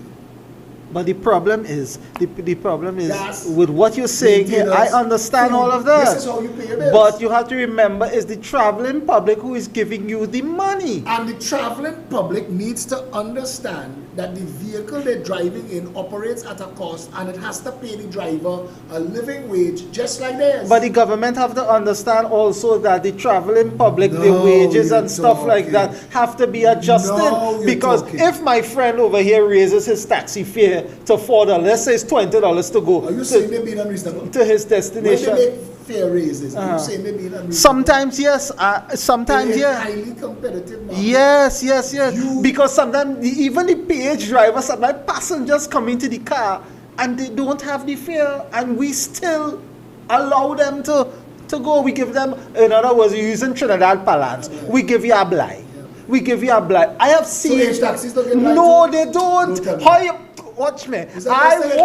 I want the president here to tell me I no. cannot allow you to answer for taxi drivers. All right, well, that's very good. I transport people who come to me drive to the things Stuff. A lot of taxi drivers do that. I sure there are plenty of people that travel with you over the years that have come to know you and wait for your car and look out for Yes, you. I have. Just that you have a relationship or a friendship with. That's how it operates. Once you are a regular passenger on our road, you can come and speak to any taxi driver there and say, sir, today I don't have well, we just charge $14. I don't have $14 to go Saturday today. Yeah, sit down, man, tomorrow or when you have it, you'll check me. But if I don't know you and I see you for the first time traveling, you cannot come and tell me that because I don't know you. What is the percentage of your taxi members? Talk to the chair. Sorry, the chair. I would like to ask the gentleman across here, what is the percentage of his drivers does that service to the traveling public? Wait a minute. That is not an actual part of the service. He or you I understand can't go that. into I Malone understand High-Low that. and say things rough. I still need to take the diapers. Yeah. We live in I'm just being devil's advocate. I know and I get Yeah. that, but I'm saying to you, we live in an interconnected society, and it comes back to the management of the whole economy. And whose responsibility is that? That falls to the government. The safe movement of the public it depends on the entire public transport system. And what percentage of the system is PTSD? 8%. If so much less, If so much. I say less. If so much, right? So we move in 1.7 million people, 170,000. Yeah. The buses could take 170,000, let's say, was best case scenario. What does the minister, what does the government and any party? I remember when I used to fill my van, $120 worth of diesel. It's $220 now. Who pays, and most of your vehicles is gas.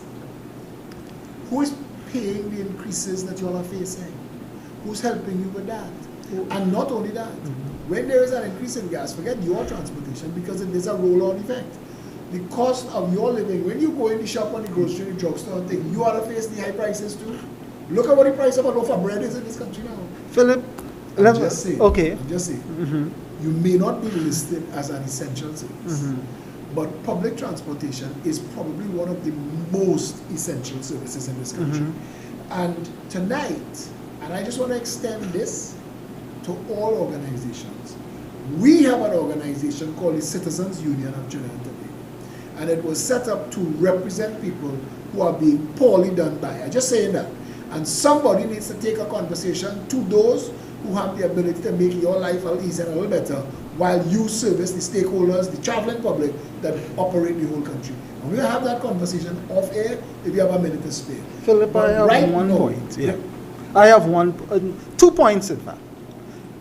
The PH drivers, the H cars, the buses, the maxi taxis, the white vans, the school buses. What's white vans there? Huh? They have a lot. They have in excess of about. Is that a PH? Yes, it's White yes, vans it are is.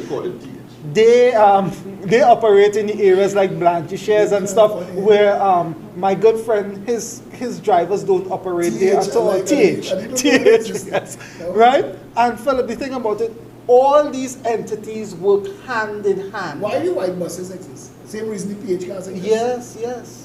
Maxis don't go there? Maxis ain't going there. Where Maxis going? Let me tell you something. And just now, I know it is difficult to get a maxi, to get a band and all that drama. People, I don't know if it's easier now. I wish Mr. Warner was here. I may be wrong, but the band's supposed to be free. The band's supposed to be free, but the maxi taxi drivers, they sell. I wanted to buy a maxi taxi How do you get a at band? one point. How do you get it? Through the ministry. Okay, but that doesn't mean that it is Do easy. you know that there was a law put in place when Maxi came out that there would only be a certain amount of Maxi? I know. Correct. Okay, Yeah. so they are not saying or doing anything. That was put there for a reason. No, but remember that law is still in effect. But they have found a way to get around that law. You know. You find a way to get around it too. Was it? They can find a way to get around it. But he said No, that's but why the they're thing not about here. it, the Maxi Association, as the so-called governing body, they have now encircled that entire thing, that they control how much maxis, who get in the band, who not get in the band, how much you have to pay for the band and stuff like I want that. to find out from Master Control if we are taking calls tonight. Are we in a position to take calls? 682-2110. You're going to put the number up for me. We're going to take some of your calls, 682-2110. I'll be answering the phone. I'll cut you off if you're talking any nonsense. It's going to be respectful. These guys, regardless of which side you fall on, these guys provide an essential service to the country. And I'm not interrupting you for long because you could continue. And Philip, until anybody calls. yeah. But if anybody would like to join the conversation, 682-2110, we would like to hear from you. And Philip, I want to put in some politics in it, and I'm sure my friend will agree here. When the Minister of Finance sat on the television with his IMF friends and said, I will raise gas once, twice, 3 times, and laughed at each of us. Hello, good evening, you're live. Hello, good evening. I want to ask the auxiliary taxi president, driver president, if it is that the PH informers, what vehicle did Ashanti Riley get in and what vehicle did the Spanish woman got in? I don't know, I can't recall the name. When they were... Okay, but I want to ask you a question. I want to ask you a question as you asking him a question, right? The same way the car that Andrea got into was a fake H taxi. I just want to ask you this. Anybody could jump into any private car, even a rental car that they rent from under the breadfruit tree, and drive around and pretend that they're a PH taxi too. Yes or no? Yes, listen to me. Okay, so you're saying Yes or no? Yes or no? Yes. So you're not saying, so you have no way and I have no way of knowing what is a legitimate taxi, what is a legitimate, Yes, we do. right, good. Yes, we don't know. I don't want to put that, There's a company called TQV6 that the Trinidad Tobago Taxi Driver Network is partnering with. right? Right? That is... Go ahead, advertise it. I don't mind, advertise it, but we get a lot of calls. So, Yes, but letting you know that this particular app allows the computer to carry taxi. Without data. you just call my phone. So I'm going to do a special show with you. We're going to talk off air. You okay with that? That's no problem. All right, thanks a lot for calling. Hello, good evening, you're live. Hello, good evening, you're live. Hello, good night, Mr. Alex. Good night. Good night. Man from the Taxi Association speaking about making all the PH in the H. We listening? Are you hearing me? Yeah, we're hearing you, but you have to do it quick because, wow, we have a lot of calls. If they make all the PH, where they fit it on the taxi stand? As it is, the taxi stand can't accommodate the taxi. No, you're correct. You're correct. And that's not what he's saying. What he's saying is that he would like the system to accommodate that. But we have to change everything, and that point you're raising obviously will be raised, and the taxi stand can't take 50,000 more cars. Coming on the legitimate Right, taxi stand, good. they're sitting around So, and good. So you're comfortable with that answer? Okay. Thank you, my friend. Anybody who's trying to call, if you're having difficulty getting in, you have a call back. Hello, good evening, you're live. I can name myself Philip Alexander and the president of the taxi driver network.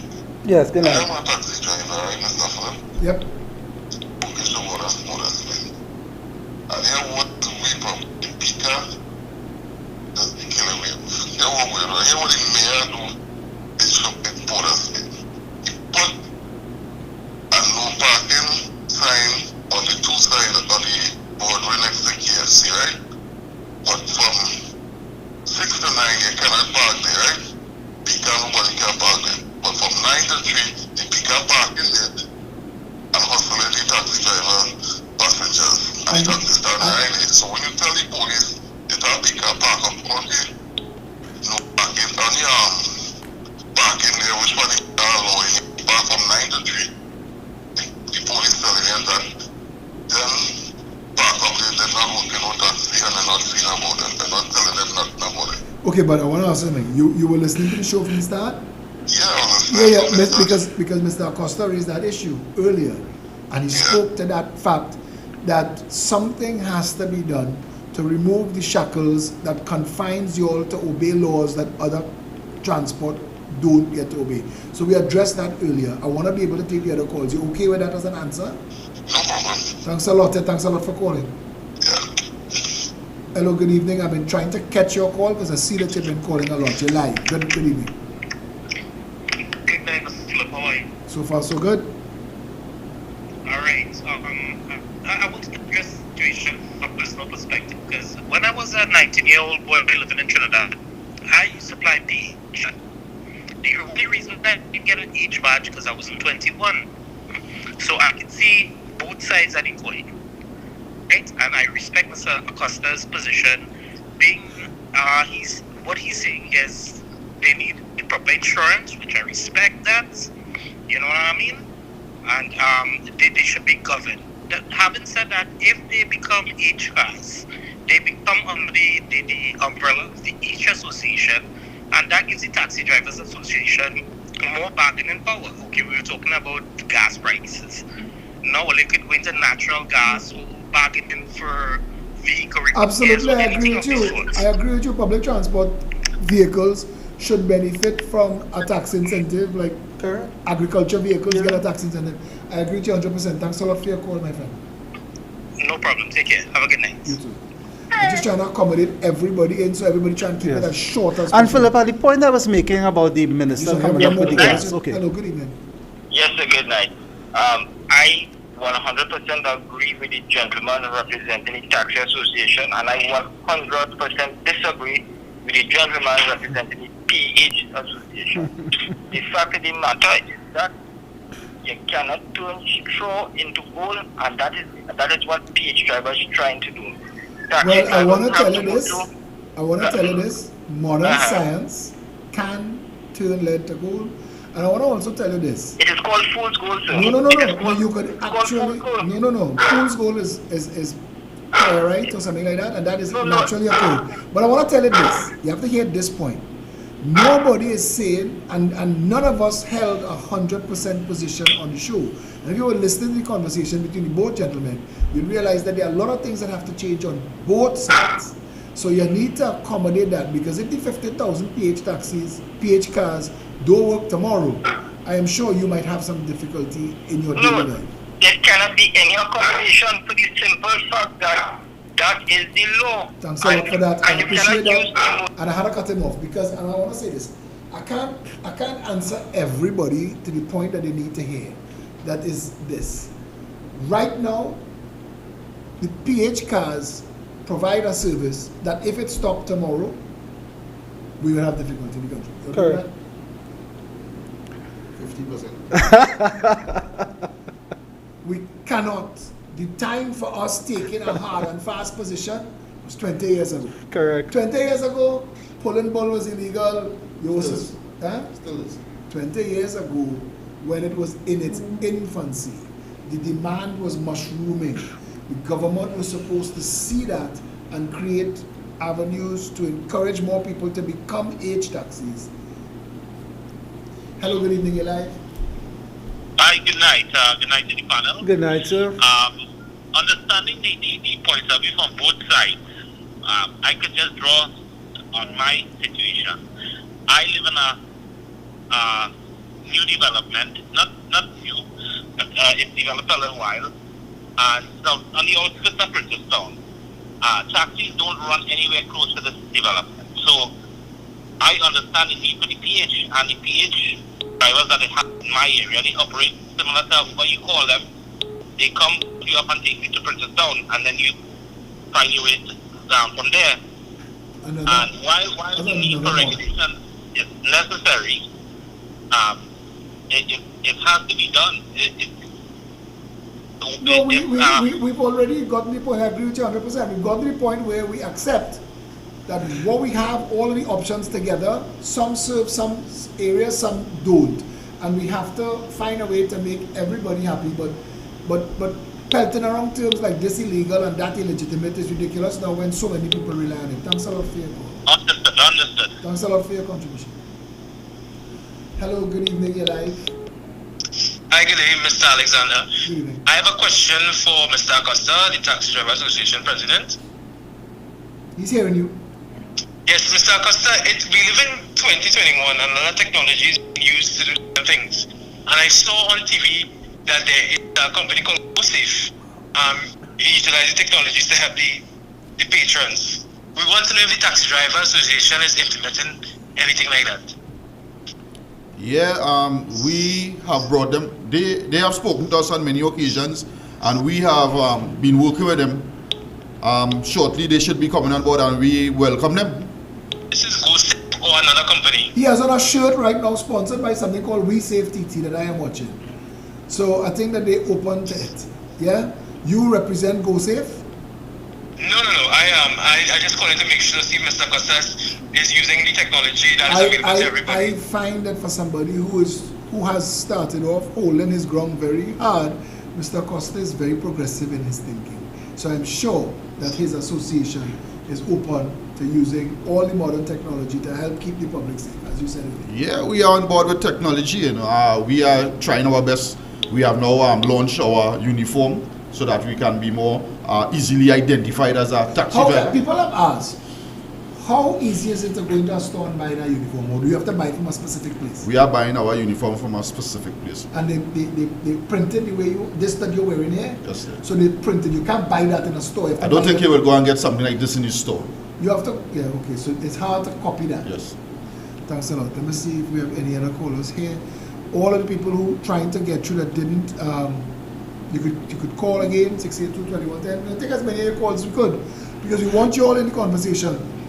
I don't want to encourage anybody to call and say 100% yes and 100% no, because that just defeats the conversation, the purpose of the show. We can't tolerate no tolerance. We have to have a conversation. We wouldn't have 50,000 PH cars if there wasn't a demand. Correct. And Philip, the point I was trying to make before we got the phone calls, is that why is it that the traveling public allowed this government to raise the gas? And we said nothing. We stayed and said nothing. The taxi drivers, let's have a conversation about representing all public sector, privately owned transportation vehicles, and getting you all. Somebody made a suggestion. I like that. Yeah. You all should get some sort of a subvention. If they remove the subsidy, you should still benefit. Hello, good evening. You're live. Hello, good night. Yes. Yeah, good night. Yeah, good night. I got fired in like 2015 or so, and I bought a taxi and I run a taxi. Before that, I used to work and play a little on the side, right? The problem is that it's expensive to run a taxi as a taxi, but to ensure people safe, we have to move forward to like a Uber system where we're recording the vehicles and the drivers, and the passengers able to see who are the drivers, whatever you're driving a truck, you're driving a car, you're driving a boat, right? Absolutely. But here the thing about what one needed to call it tonight is that we already have the technology implemented in the government already. When you get a ticket, a policeman will walk in your car, bring up your driver's license or your what's called again by your number plate and things. So in less than a minute you get in your ticket with your details and things. We have the system already. All you have to do is make the QR code system, make the app, so anybody who wants to fly the car via private or PH, you put the sticker on your car of anybody could now scan the QR code and see who is the driver, who is the car, and see if it's lining up with the national system, not anybody's personal app. This is with the government database that's already here. So you're saying that don't need no RFID thing. So this is a database management system that we could use to regulate. We already have the database. The police and the license officers can already access it in less than a minute time. You just need to make the public able to access it with that QR code sticker system. Anybody. Now you would understand that there would be a certain age group that travels that you just talk pure Greek to them, the QR code and all of that. So, but I agree with what you're saying, and we should implement that. But we should also, I agree with you. Yeah, you need to the government needs to expand that now for the public now to be able to access that, not just to get tickets and pay number plate looking a little, you know. Good ideas that No, but Mr. Warner had already Thank you very much for your contribution. in 2010 when Mr. Warner was in the idea of regularizing. All these ideas came up, and he was putting all these things in You know, place. I hear now word banting around. What is regularizing something when it's already regularized already? You see, Mr. Warner said something about the government legalized weed. Weed was never legal before. It was always illegal. So No, that's not true. In Trinidad and Tobago, you could have bought cocaine in the 18th century. There were places called snuff shops. Coca-Cola is actual cocaine. Pepsi-Cola was Pepsin. And all of them were made by pharmacists and used drugs. A lot of morphine, all of those things. Sigmund Freud was a morphine addict. So drugs was legal for a long time. It is in the 20th century that drugs became illegal. I was just trying to make that point to you. Marijuana, cannabis, whatever you want to call it, was it was really a drug. It was something that the natives used in the third world, in the Americas. They have other things that they use as well. Even the coca leaf that they make cocaine from, that was something that they chewed while they were working to get extra energy. So what he was saying is, something is a thing in one way for a time, something else for another time, but the times change. Human need and the need of the society right now is changing because of COVID-19. So are you saying they should? You think that it's a good idea that the government should regularize PH because they are providing a service? I'm saying that PH as a system is already too big to stop. Nothing is too big to stop. So I could. So wait. I could quantify to you the domino effect in the economy if all PH cars tomorrow stood down. There is no way. No army, no police, no coast guard to fill that gap. That is 14,000. They have 50,000. Just now, I want to say this thing. They provide, if they stand down and do work for the day, the impact on National Petroleum alone. So you need to understand, there is a follow-on of that decision. It is 50,000 cars. They are providing a service to a public that relies on them. You cannot fill that gap. Nobody else could. So they are already too big to shut down. What you need to do is put rules and regulations in place, and they are open to that. If we go backwards and talk about where it come from and how it should have been then, that boat sailed. When they should have addressed it, they didn't. When the taxis as a system should have been protected, they didn't. So now, and you say, they treat you with scant courtesy, little respect. They do what they want. They move you and put your stand where they want it. They don't consider. Let me just take another call here. Hello, good evening, you're live. Hello, good afternoon. Hello, good evening, you're live. Yes, good afternoon, Philip, and to the rest of the panel. Yes, good afternoon. Yes, my main question is this. What is causing the taxi association, what is preventing them from increasing the hours and increasing the routes? Because to me, that's the main difference between the taxi association and PH. Is that a matter about increasing the hours and increasing the route? You know? We already said that we have no problem with the government getting the PH regularized, but not in the manner that they want to do it. Get them to come on board as taxis.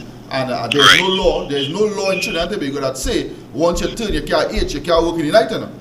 I don't know any law like that. So once you get the guys that work in PH to come on board as a taxi, as a H car, they can now they can still service the route that they are servicing at this point in time. And that is why we have said give them a route number. Give taxis across the board, as a matter of fact, a route number. Because what is going on?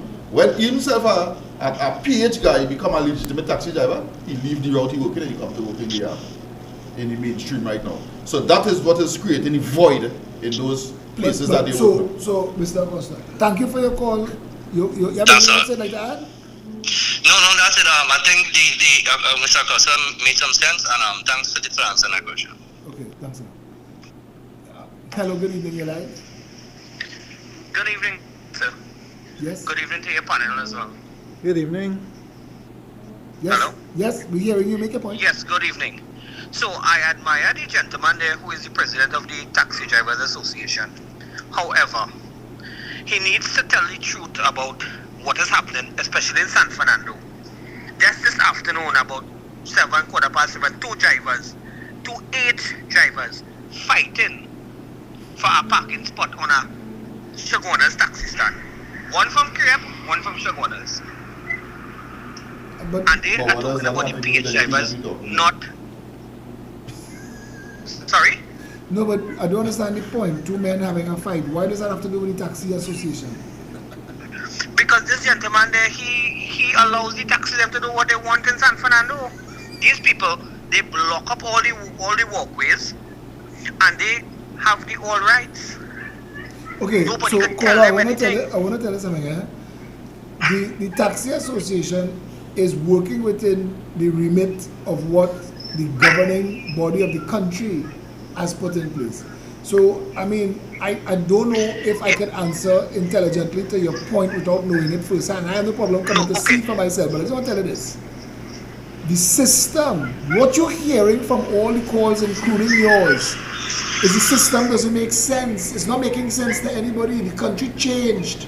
We're working around the clock. We're working 7 days a week, and the taxi system is archaic from 1950. We need to address it. We need to fix it.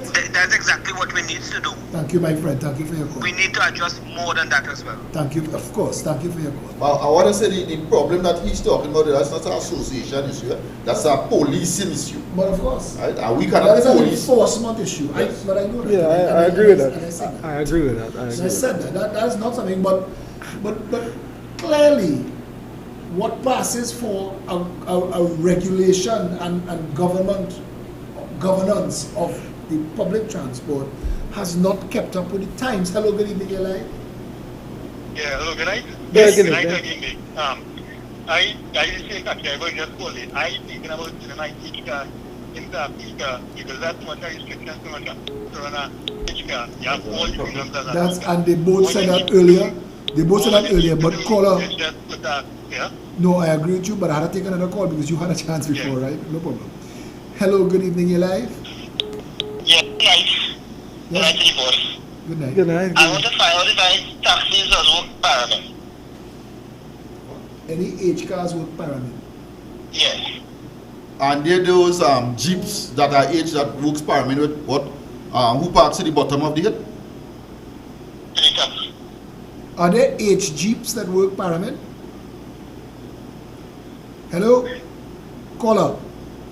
Yes. Listen to me on the phone. I'm not sure because if H don't work in pyramid, I sure it's private, so he work up there, so maybe he should send some H at this home too. Alright, thanks a lot for the contribution. And I understand the point you're making. It's the same awful we're talking about. Yeah. There are Bones Road, we're talking Bones Road, we're talking Upper Bones Road, we're talking La Puerta, we're talking Rich Plain, we're talking up inside Abipujan, Big Yard, up in Cocorite, places where people need to get home. Philip, it have 3 H cars as work Lavantil. Debe, Abud Circular up on top of St. James. Yeah. If you, and I just talking where I knew, those places is a long walk if you drop out on the main road. And if rainfall, what are you doing? And you're bringing home your child from school, what are you doing? Philip, don't even talk about rainfall. Okay, so we are, if there's one thing we have to admit, is that the whole rule book has not kept up with the development of Trinidad. Correct. So while we are servicing, and I think God really had to be a Trinity that it still hasn't collapsed, while we're servicing the needs of the traveling public and keeping the wheels turning, the truth of the matter is there is an urgent crisis in public transport and we need to have it addressed. You know, we had made a recommendation on how to get these guys on board. Make it done as Who do you make it to? We made that recommendations to the Minister of Works and Transport, and they also copied that. Which letter. minister was it? Rohan Sinha. Right now, how long? We gave him that letter about 6 months now, pertaining to what we believe would work to get majority of the PH drivers to come on board as H taxis. Right? One, he said, waiver all fees to get your taxi badge, all, for a 6 month period, and invite these guys to come on board. Right? Because some of them were complaining they didn't have the money to do so, to go and get a taxi badge, which is about $500 to the most to get a taxi badge. Right? Two, he said the guys who were complaining that they have certain misdemeanors against them. Put a committee in place to sit and listen to these guys and hear what's their misdemeanors. Expunge records that could be. Yeah. Right, like 2. Yeah. 3, put route number, because as I said, once a PH guy become a taxi driver, he moves from that area that he was servicing as a PH driver and he comes into the limelight, right? That is what is causing the void in these areas, right? So I'm saying once you come and get your taxi badge, you continue to service that area that you are servicing all the time as a PH driver. And so what about the individual who don't have his own car and he work in somebody's car? That will encourage the guys who buying car turn Peter go and turn the car. Right? So let me give you something, right? National transport policy goes to cabinet. Works and Transport Minister Rohan Sinanan says a cabinet note to treat with the issues in the National Transportation Network was expected to be taken before the cabinet yesterday. Sinanan was addressing members of the National Taxi Drivers Network. That is your organization. So he's saying that a note is being taken. Which puzzles me. So you all never had that discussion? How can you take a note to cabinet and you never had any meetings with us? But the gentleman is saying, the minister is saying that we are sitting quietly at this point in time and listening. So is he telling a fib? You have to ask him that. I believe the reporter made a mistake. All right, could be the reporter. I can't believe the minister will just come and tell a fib like that in the public. I'm trying to find something else, and I apologize that I'm sitting here scrolling on my phone. Right. But I'm trying to find the document I read yesterday that in 2017, the same note to cabinet, public consultation, all that was going on. 2017 with 2021. Yes. I wanna say that I know that a lot of the heat affecting the government and forcing this is that hundreds of thousands of people are signing a petition forcing the government to focus on this issue now. That you have to regularize and if the language is failing us for finding the right word to say what we want to say, Satish, you're going to send it to me? Sorry about that. I want to give you the information contained in that document. It was actually, Satish had sent it first.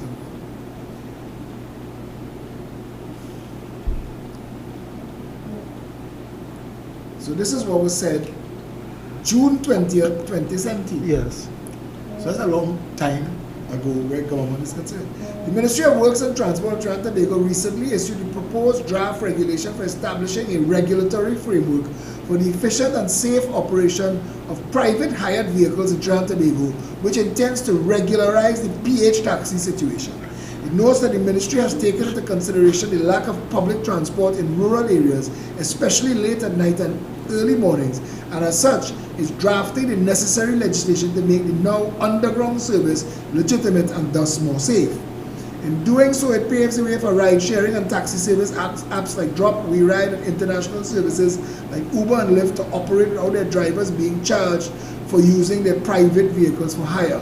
It also means that all vehicles used as PH private hire taxis must undergo the same inspections and requirements for registered H taxis as listed below. But that's just some of the article, right? But doesn't that puzzle you, Mr. Philip? That's 2017. No, but doesn't that puzzle you what they are saying, that all private hire vehicle must go through all the same regulations that the H taxis go through? Because what they're trying to do, you see, you're approaching it from the point of view that you know how a taxi operates. What they're trying to do is treat with it without treating with it. This is not a holistic plan. He said that in 2017 and did nothing. Nothing was done. Was anything done where the PH cars was concerned? No. Any system put in place? No, not as yet. 2017, not to my 2019, 2020, we're in 2021. Even cabinet notice going to cabinet. Yeah. Was anything done? No. Nothing was done. You have very good ideas from your perspective, as do you. The traveling public has their needs. So your idea must meet at the traveling public's needs. Correct. Agreed?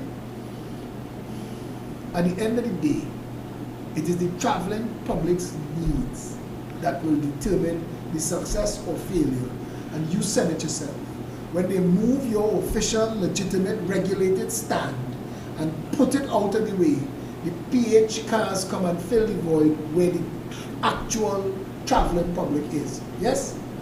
So what the PH cars are worried about is the same injustices that are done to you, will be done to them. And the traveling public will lose. And that's a point that we can't ignore. But there's already a simple solution to the whole system. Mr. Acosta, I absolutely believe that any system that we're going to talk about has to include you. I believe that you know this thing inside out, you know. I have no doubt about that. I just feel that you're a little bit dogmatic in your approach, where the concept of regularizing something after you've done the right thing all your life, and you've seen something that you know to be in your heart contrary to that, I understand your resistance. And I will try to find a way to name it something differently in the conversations we have in the future, so as not to upset you. I'm going to ask both of you to give your closing comments, and I want to thank both of you for this first show. I don't think it's going to be the last show, and I think we're going to have conversations again. Yes. But Jared, give me a closing. My closing comments are: PH has been around PH has been around since 1956. We have worked in tangent with H cars, maxi taxis, buses, and we have worked together. And I believe that if we are regularized, we can now serve a bigger purpose in Trinidad and Tobago, in a sense, because the thing about it is that it's the traveling public. We serve, we offer a service. The taxis offer a service, the PH offer a service, the buses offer a service. We offer a service, and this is what we are losing focus with, the service. I don't think anybody's losing focus. Right? I think that's why there is a conversation. I didn't want to interrupt. Yes. But I don't think anybody doubts that. In fact, Mr. Acosta is here recognizing that there is a need and you fill us in. Yes. What his problem is the rules that govern it. Continue. But and what I'm saying again is that the rules that was in before should and have to be changed now, because we live in a different society, we live in a different world, and each and every day things are changing. We cannot stay in one mindset for the rest of our lives, because we would not improve and we would not develop as a people and we would not develop as a nation. We have to embrace change, and we have to move with change. Otherwise, we will just stay one place, and the whole world will pass us by, and we will still be sitting and wondering, what is going on, and things are different, and we just stay in one stagnant way. Mr. Acosta, I apologize. You need to think outside the box, and you need to embrace change. Otherwise, you will be sitting there 10 years from now, and everything you will be passing you by, and you'll be singing the same song from that same hymn book from since 1900. You understand? No pun intended, but this is how I feel. Thank you very much for that. But your closing comments was aimed straight at Mr. Yours don't have to be but what are your closing comments? Change is inevitable. Everybody knows that. But change must come with some sort of direction. We as taxi drivers went through a process, right? All we are saying is that anybody who wants to do a taxi work just as us needs to go through the same process as us. Or similar process. Well, a legitimate process. It would be unfair. It would be unfair to us for anybody who wants to do the work that we are doing, and we would be in agreement by saying they are doing taxi work, right? We would be in agreement to that, right? So if you want to do taxi work, you cannot have two processes to do the same Agreed. thing. But you and I agreed earlier that there are things that govern the way taxis operate that need to change as well. Yes, I agree with that 100%. I agree that the laws that govern our taxi stand at this point in time is archaic, right? That has been created since, I don't know, since Adam was a boy. Yeah, right? So we are in agreement that things need to change, But at the end of the day, there are things that would need to stay, right? Anything that was done in that time would need to tweak, right? And we are saying do that at this point in time. But we are also saying that there's a process in place for you to be a taxi driver. Come on board and be a taxi driver, right? We have also made recommendation that we believe would make the process even much easier for these guys to come on board. All we are asking the government is take a look at it and bring these guys on board and then do the same move that we are doing. We welcome them, come on board and fully void, but fill it in the right way, doing the right thing, right? So that is our point that we have been pushing. We are not against anybody looking to eat our food, you know, but eat our food in the right way. You can't have two ways to do one thing, right? If you want to go in the police service, there's a process. You keep making analogies that I have to contradict. In Trinidad, we have something called something resembling a police, you know. There's SRPs, and that's auxiliary to the police service. And the only reason I keep correcting those analogies, and I know the point you're trying to make, and you're not wrong. And the fact that you've been forced into that position and defending something that you know needs to change, but you're also watching the evolution, because what Mr. Williams is saying is that evolve or stay stagnant. The world is changing, and you are seeing that from your perspective. Yeah, but you don't go with negative change. Absolutely, but I'm saying to you, you have two things you need to deal with. One, the world of how taxis are governed in Trinidad and how it operates, legitimate taxis. And two, you want to see a way to bring that into the 21st century and to bring the 50,000 PH cars also on board to do the right thing, to use your words. Correct? Continue. Right. Again, we know that everybody have to have bills and all sorts of things to pay. They have trenches and screws just like us.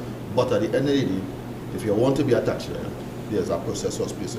I heard people say that they're going to find solutions and regulate. There's already a solution for you to be a taxi driver. You don't need to bust your brains and go and dig up nothing. No. If you want to be a taxi driver, you have to come on board, do what is right, turn your car age, do your driving test, do your regulation, get your doctor paper stating that you're in good health. And if it is that they put in place regulations for PH, are they going to be doing all these things that we have to do as taxi driver? And if not, that would be biasness again towards us, because we cannot be doing the same work and have two different processes to go through. I don't know any way. I agree with you 100%. Right? So all we are saying, we are not here to bubblize anybody or make any negative comment about anybody. But we welcome PH drivers on board. But we are saying, go through the process, get your taxi badge, and service the same route, working in the same way that you are working. That is my closing. Right. So, healthy conversation. I'd like to thank all of our guests, former Minister of Works and Transport, Austin Jack Warner, Gerard Wims, head of the Auxiliary Transport Association, what we call PH Cars, and Mr. Adrian Acosta, head of the Trinidad and Tobago Taxi Drivers Network, who was quoted in an article that was not included in the conversation. So I want to find out more about that. I want to say to both gentlemen and all of the members of their organizations, you provide such an essential service to this country. Hold your heads high. All of the terms and terminologies being bandied about to insult and denigrate, ignore. That is the last bastion of the intellectually bankrupt and the inane. The people of Trinidad and Tobago know that we need a regular, safe, public transportation system that allows us to get to work and get back home safely, comfortably, affordably, conveniently. Those are the words that drive the entire industry.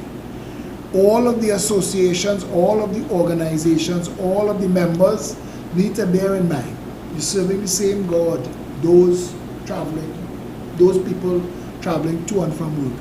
You uphold this whole country by making sure the employees of all industry in Trinidad and Tobago get to work and get back home. Where there are differences, I heard tonight, and I have chosen to hear tonight on both sides, that there is much ground for common ground. And that is the most rewarding of everything that happened in this show tonight, that both sides are very strong on their points, but open-minded. And if we approach everything the way they are willing to approach this, we can fix all the problems that plague this country in quick time. I believe that out of this, if the Minister of Transport wanted to, he would reach out. If he wanted to solve the problem, he would reach out to both of these gentlemen and all the other stakeholders. Help us get to a place where the things that are not legitimate can be made legitimate, and also address the issues affecting the already legitimate who are suffering under rules that they're laboring to uphold. I'm saying it is for things such as these that the Citizens Union of Trinidad and Tobago was formed. I tell the Minister, I will sign all the members of both associations to full Citizens Union membership for free, just to make sure that they get the representation that they deserve from the Parliament, the Cabinet, and the government. At the end of the day, these gentlemen took time off their busy lives to come and tell a story as to how to get the thing to work better. That's what we all want. There is no politics in this. But politics is ruining Trinidad and Tobago. We have to get to a place where every single person who sets about to go about their daily life, to get their children to school, to get their elders to the hospital, to get their family members to work, all of it is done safely, conveniently, affordably, comfortably. We need to get to there. My closing comments, this issue was addressed tonight on Plain Talk. We said all of our shows will focus on issues that affect the candlelight movement and the petition, the national petition that is being signed throughout the country, reminding, and I want to remind people to, if you have not yet signed, to go out and sign. If you've signed already, do not sign twice. You just need to sign it once, you've done your part. On that petition, we call for 5 things. The decriminalization of pepper spray, tasers, we call them non-lethal weapons. The regularization of the PH taxi system. A system in place for the issuance of drivers of license plates. The commission of inquiry into the justice system, criminal justice system. I was distracted for a minute. I was reminded to tell you that we will be in Arima on Friday at the location advertised opposite the terminus on Hollis Avenue, but we will not be having a public meeting. All of us will be there. If you want to drop off your petition packages, you can. If you want to come and get petition packages, pick up t-shirts or polo shirts, you can, but you have to come, do your business and go. We will be broadcasting live from there on all of the issues, all of the spokespersons, others, families and survivors of victims will be there and adding their piece to the conversation, because we're not going to let this go away. We are committed to this course of action. The reality is, we the people of Trinidad and Tobago, the mass of us who don't have blue lights and bodyguards, it is us that suffer the consequences regardless of which political condiment, red or yellow, is in office at the time. And it is time that we started to get the treatment, the respect that we deserve. Going forward from here, Plain Talk plans to discuss next week, Thursday. We plan to deal with the issue of the Commission of Inquiry into the criminal justice system. Trinidadians have lost all faith in commissions of inquiry because they don't understand that a commission of inquiry is a tool. Its job is to arrive at a conclusion, recommendations, and it is up to the government and the parliament to follow through with those conclusions and recommendations. We insist that this commission of inquiry into the criminal justice system be done properly. We ask that it be done by well-known, well-named foreign members of the Commonwealth justice community. We want commissioners unimpeachable, far removed from this country, who have experience in the management of a criminal justice system, to come and tell us what exactly is wrong with ours, why it works so badly, and to make recommendations of what we could do in quick time to get it to work properly.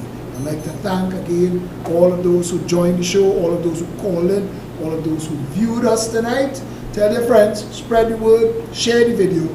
We will be having more conversations with these two gentlemen and their organizations as we work towards a better Trinidad and Tobago. Good night and stay safe. This has been Plain Talk.